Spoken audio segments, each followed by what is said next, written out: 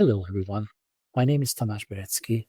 I'm a researcher and a patient advocate, and I'm really happy to be here with you, even if only virtually.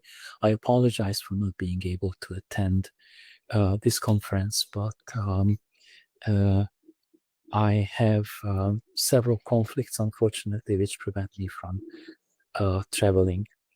Anyway, today I will speak to you about patient registries and the role of patients and patient organizations in setting up and running patient registries.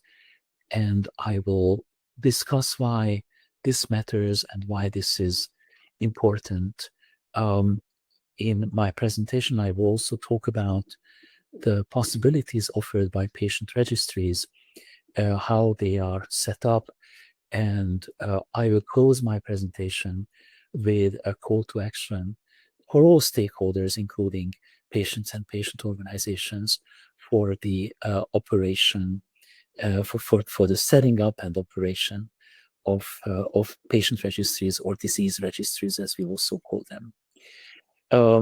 Now, this may sound exotic, but in fact, there already are a number of patient-led disease registries in the world.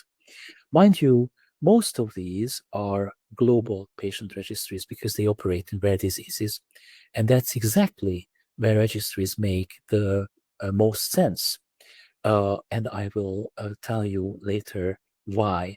So the Duchenne registry, previously called Duchenne Connect, which helps especially parents of children living with Duchenne's disease to understand muscular dystrophy, and also what that means for the lives of their children.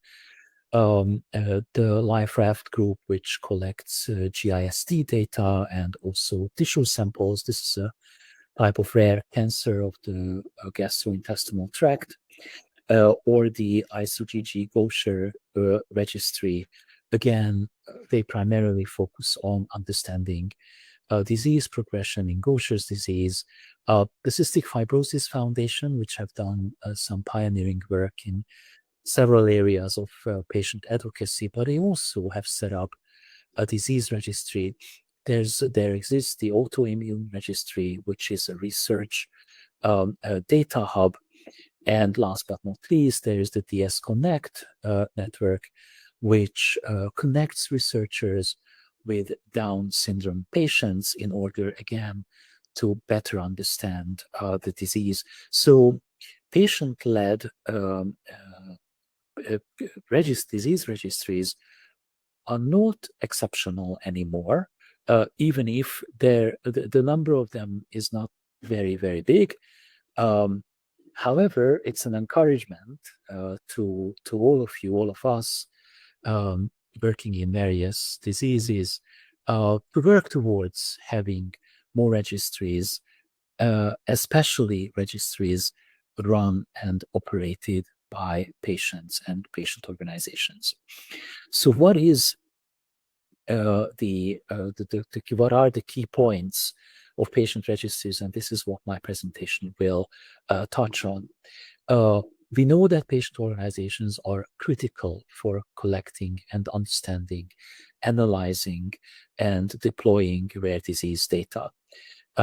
Patient registries drive better research and better health outcomes. In order to understand the disease, its progression, its etiology, its history better, data collection is of essential importance. And last but not least, we know, and this is true for all other areas of patient advocacy as well, we know that patient-led efforts provide unique and absolutely necessary insights as well. So what is a patient registry after all?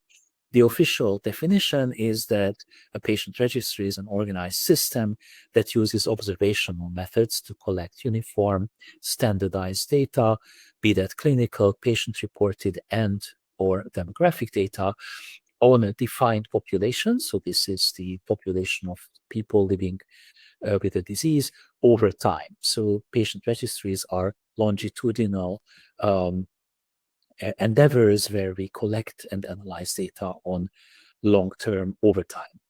The key characteristics of a patient registry include a well-defined population, patients sharing a specific disease or a condition or an exposure, which is absolutely crucial in case of rare diseases. The collection of observational data, so patient registries capture real-world evidence, or RWE, outside of structured clinical trials, and they are longitudinal. So they track patients to the patient journey, disease progression, and also responses to treatment over years. There are certain challenges we face in rare diseases, and registries can provide a good solution to these challenges. Let's see a few of these. In rare diseases, we know that we usually have to work with small populations, which means that it's very difficult to achieve the necessary statistical power in research. So registries provide the possibility of aggregation. They centralize data from dispersed global populations. Thereby, they also increase the sample size. Another challenge is the diagnostic odyssey. So it takes a long time for patients to get to a diagnosis, and the presentation of the disease may be variable. Now, with registries, you can conduct natural history studies, which document the disease progression and phenotypic diversity over time. So phenotypic diversity refers to this variable presentation of the disease. We also have knowledge gaps in rare diseases because of their rarity. So there's a limited understanding of the disease course or of the effectiveness of the treatment. Here, registries provide the possibility for real-world evidence, provides data on long-term safety and efficacy of various treatment options in routine care. And then the final challenge is that it's very difficult to recruit rare disease patients for clinical trials. It may be a major hurdle to find eligible patients for a clinical trial. So registries are also a recruitment tool because registries can identify and link researchers with patients, patient cohorts, groups that are ready for a clinical trial or may be ready for a clinical trial and can thereby be contacted or accessed through the disease registry. So there are four primary uses of a disease registry, which are also recognized by the regulators, which include understanding the natural history of the disease, so defining the long-term course of the disease, including complications and outcomes associated with that given disease. The second one is evaluating treatment effectiveness, so assessing how treatments perform in real-world settings. That's real-world evidence or real-world data collected from, actual real life, not clinical trials. The third one is monitoring safety. So in order to provide post-marketing surveillance of adverse events, which is part of the pharmacovigilance exercise. And we've always been encouraging patients and patient organizations to actively participate in pharmacovigilance, and registries are an excellent place to do that. And fourth, but not last, or not least, registries also serve the purpose of improving the quality of care by identifying best practices, reducing variation in care, and informing clinical guidelines. Now, the EMA, and we are talking about Europe in this case, and my work here, my presentation also focuses on Europe. Here, the EMA, the European Medicines Agency, does have a very active focus on registries, and they also have certain guidelines and regulations that will guide this work, and they support registries very intensively. There's a systematic approach applied by the EMA, whereby it actively promotes the use of high-quality registries to support regulatory decision-making, especially for the post-authorization safety monitoring. So that's the pharmacovigilance exercise that I was talking about a couple of minutes ago. Avoiding duplication is another focal point of the EMA's work in this area.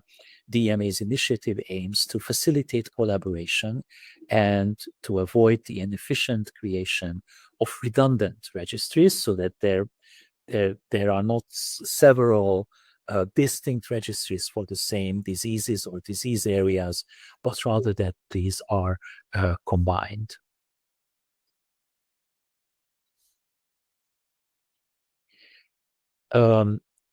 Guidance is another important area for the EMA. The EMA issues guidelines on registry-based studies to ensure data quality, methodological rigor, sustainability for regulatory purposes, for example, in marketing authorization applications. And then finally, interoperability is another important point for the EMA. Efforts are here focusing on standardizing data collection and governance in order to allow registries to be linked and to be utilized across different EU countries.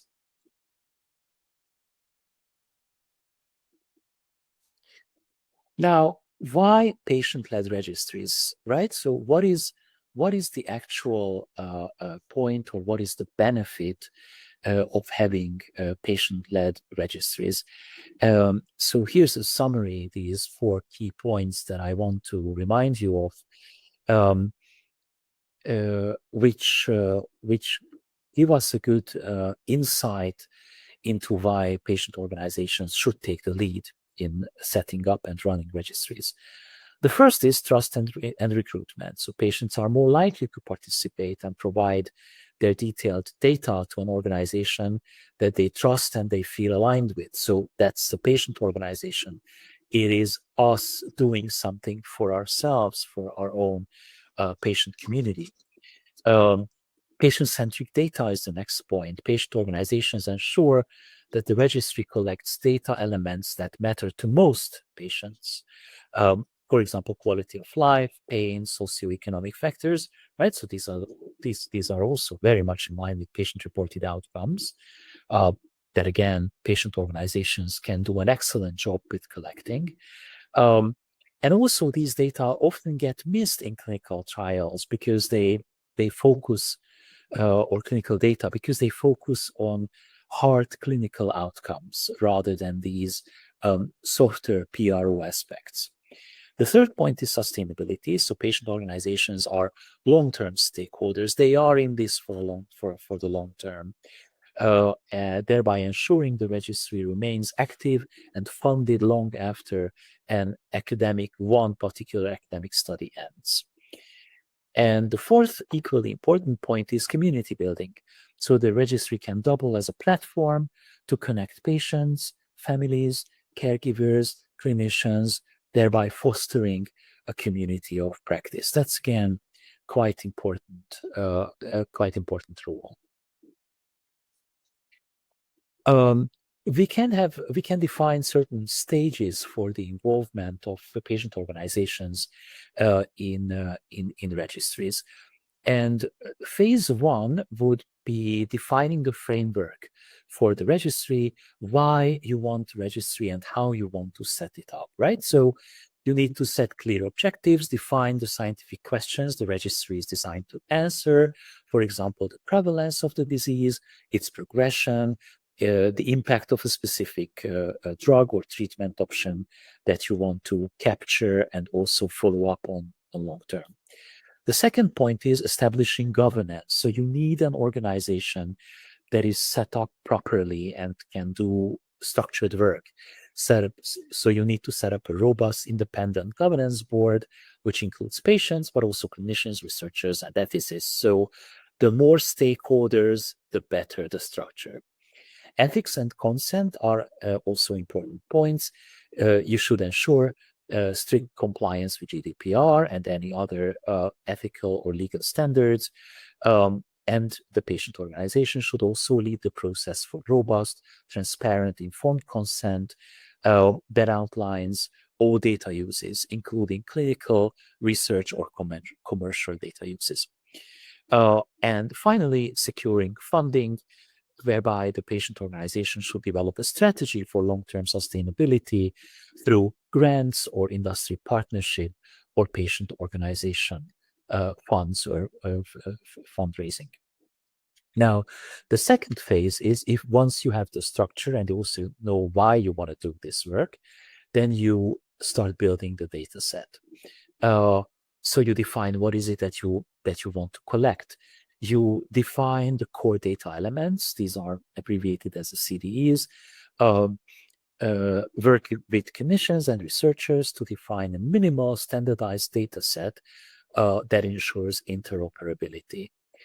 You integrate into your work in the registry patient-reported outcomes, PROs. I've already mentioned those a couple minutes ago. You should insist on including prompts, so patient-reported outcome measures, such as validated surveys on fatigue, pain, daily functioning. These are, if you like, softer measures compared to the harder outcomes used in clinical trials, because you want to capture the true burden of the disease. What does it, or the true burden of a treatment option? What does it mean for the patient to live with that disease? How does that affect his or her daily functioning or daily life? The registry should also have a user-friendly design. So you should champion the user experience. The platform must be easy for patients and caregivers to input and also to update data regularly, thereby ensuring high completeness. The easier it is to enter data, the easier it is to follow up on your own case by adding additional data. The higher the degree of completeness, the more data you can collect, because people will not be reluctant to contribute their data. And finally, you should also do data validation. You should establish data quality rules and checks to ensure that the collected information is reliable for research use, which sounds very straightforward, but it takes an effort to set up a structure that can ensure this. And then phase 3 includes the utilization and feedback on the registry, which we can call the so what after all this work with data collection. Utilization and feedback means that the registry will accelerate research by actively promoting the registry as a resource for researchers and for pharmaceutical companies and also other stakeholders, including the regulators, by facilitating ethical data access. Informing clinical trials is the next important point, by using natural history data from the registry to help design more efficient clinical trials, for example, by defining appropriate endpoints or defining entire patient cohorts. Advocacy and policy is the next area of utilization, leveraging aggregated registry data to inform patient advocacy efforts, demonstrating the burden of disease to policymakers and to payers. So why, for example, reimbursement of a certain treatment option is important. And you will see immediately how this type of work can then also impact HTA work or the involvement of the patient organization in HTA deliberations, right? Because by using data from the registry, you have much better chances to argue scientifically in the HTA process. And last but not least, also through the registry, you create a feedback loop by returning anonymized, aggregated insights back to the patient community and to the participating clinicians as well, which will obviously build trust and encourages ongoing participation. So in order to be successful with a patient-led registry, there are some success elements that we can consider mandatory in order to have a high quality registry, such as interoperability. So you should use common data models such as OMOP to ensure that data can be exchanged and analyzed globally. So you don't need interfaces and translation programs or software to transpose data from one platform to another because it already uses a standard form. Transparency is equally important, so there should be clear policies on data ownership, data access, and also data use in order to maintain the trust of patients who contribute to the registry. Data security, obviously, you must implement the state-of-the-art data security and compliance framework that complies with all major privacy regulations, including GDPR, but not limited to. GDPR is obviously the most relevant in Europe. And finally, active engagement is also important, so that there should be ongoing and proactive communication with all participants to maximize retention of the data in the registry, but also data updates to the data that are already included. Certain benefits can then be derived by all stakeholders involved in the healthcare ecosystem, if you like, if you run a registry and if you run it well. For patients, this is a very empowering experience. It also provides information for self-management, so for autonomy of the patient as well. And it improves access to clinical trials, right? Because you aggregate data from the patients, and then with this aggregated data, you can access clinical trials or clinical trial sponsors much more easily. The benefits for researchers include a robust, large-scale, longitudinal database for the natural history of the disease and for the generation of real-world experience. For the regulators, which is the EMA in case of Europe, the key benefit is facilitating monitoring of drug safety and the effectiveness of after the authorization of a certain drug, which then informs regulatory decisions. And in case of healthcare providers, registries will provide benchmarks for the quality of care. They inform clinical guidelines and also facilitate collaborative learning networks. So finally, I also want to leave you with a call to action. What can be the next steps? You should not hesitate, put your heads together and start making your registry a reality. You should start small, but plan big, define a focus goal for your initial data set, but ensure that the architecture can then scale internationally or globally. You should collaborate. You should partner up with experienced academics. Don't be afraid of asking universities and researchers for help. Involve data scientists and other patient organizations as well who have done this before.